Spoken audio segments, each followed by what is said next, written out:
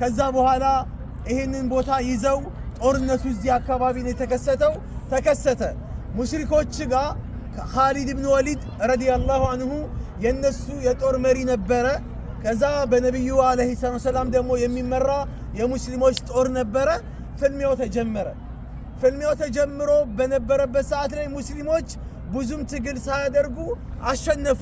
ማሸነፍ የሙስሊም ባህሪ ነውና አሸነፉ። ከዛ ማሸነፋቸውን ሲያዩ እዚህ ጦር ወርዋሪ የተደረጉት 50ዎቹ እዚህ ቦታ ላይ ኺላፍ ፈጠሩ። ኺላፉ ምንድነው? አሁን ሙስሊሞች አሸንፈናል፣ እኛ ገኒማ ይገባናል። እዚህ ገኒማ ማለት የጦር ምንድነው? የምርኮ ገንዘቦች፣ ንብረቶች እነሱ ሲከፋፈሉ እኛ ባዶ መቅረት የለብንም፣ ማግኘት አለብን አሉ። ከዛ በኋላ መሪያቸው የነበረው ደግሞ ምን አላቸው? በፍጹም የነብዩን ንግግር እንዳትረሱ፣ አደራ ሰጥተውናል፣ ነግረውናል የአላህ መልእክተኛ፣ በፍጹም አሉ። አይ ምን ያደርጋል ከዚህ በኋላ አሸንፈናል አሉ።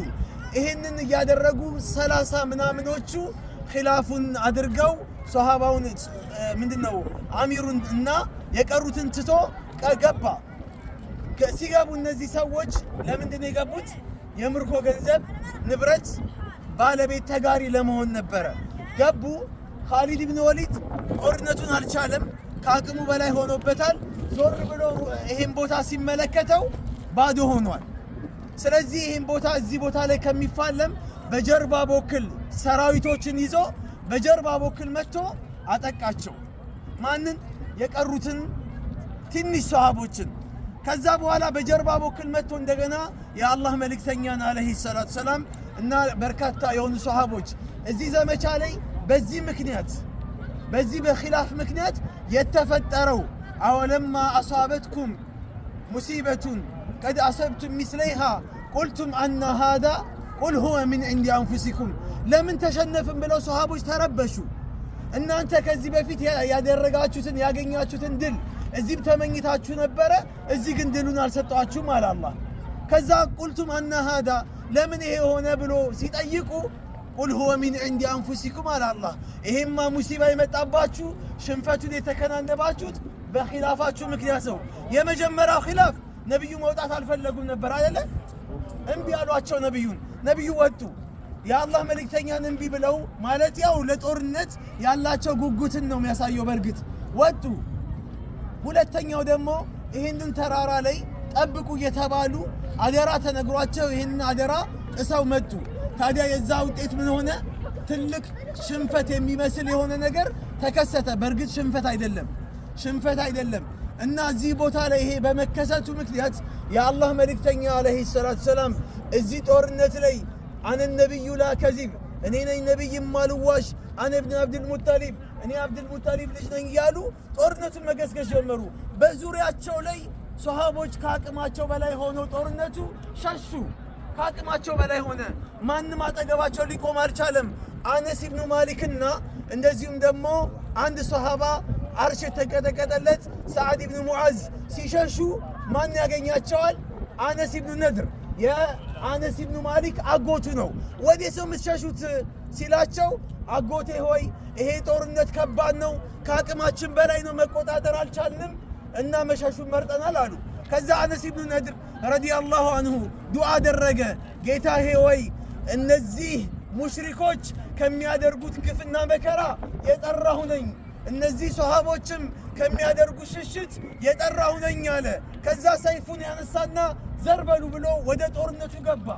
ጦርነቱ ላይ ፍልሚያ ውስጥ ገባ። ወላሂ ፉስቱ ወረበል ከዕባ አለ።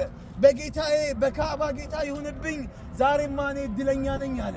የጀነት ሽታ እየሸተተኝ ነው አለ። የጀነት ከዚህ ሰይፌ ጥላ ስር ያለችው አለ። ከዛ እየተፋለመ የአላህ መልእክተኛን ከሩቅ ሲያያቸው ጠላቶች ከበዋቸዋል። ከፍልሚያው ይልቅ ነብዩና አለይሂ ሰላቱ ሰላም እሳቸው ጋር መሄድን መረጠና ከፊት ለፊት ሰይፍ ይመዘዛል። ሄዶ ሰይፉን ይመክታል። በቀኝ በኩል በግራ በኩል ጦሮች ቀሶች ይወረወራሉ። እሱ ይመክታል። አካሉን በአጠቃላይ ምን አደረገው? ጋሻ አደረገው። ከዛ በኋላ ከሞቱ በኋላ ጀናዛ ሲሰበሰብ አነስ ኢብኑ ነድርን ፈልጉልኝ አሉ የአላህ መልእክተኛ። ቢፈለግ ጠፋ። መጨረሻ ላይ ጀናዛ ሆኖ ተገኘ። እህቱን ያወቀችው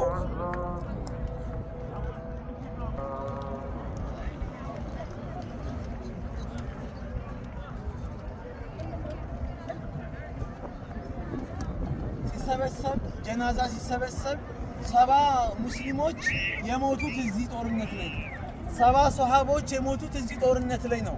ከነሱ መካከል አንዱ አነስ ኢብኑ ነድር ነበርና እህቱን ያወቀችው እሷም ያወቀችው ሙሉ ሰውነቱ 80 ምናምን ቦታ ወንፊቶ ነው ተወጋግቶ ተቀዳዶ ሰውነቱ። በዛ ላይ ከገደሉት በኋላ ጆሮውን ቆርጠውታል፣ አይኑን አውጥተውታል፣ አፍንጫውን ቆርጠውታል። እህቱም ያወቀችው በጣቶቹ ነበረ። ጣቱ ብቻ ነበር የተረፈው፣ ሌላ ሰውነቱ አልነበረም። አላህ በዛም ምክንያት ሰው ሚነል ሙእሚኒነ ሪጃሉን ሰደቁ ማ አሃዱላህ ዐለይሂ ፈሚንሁም መን ቀዳ ነሕበሁ ወሚንሁም መን የንተዚር ይላል። ከሙእሚኖች መካከል ለአላህ ቃል የገቡትን እውነት ያደረጉ የፈጸሙ አሉ፣ ከነሱ መካከል ደግሞ የሚጠብቁም አሉ ብሎ የተናገሩት በሱ ምክንያት ይመስላል አላህ የተናገረው ብሎ አነስ ኢብኑ ማሊክ ይናገራል። ይህንን ታሪክ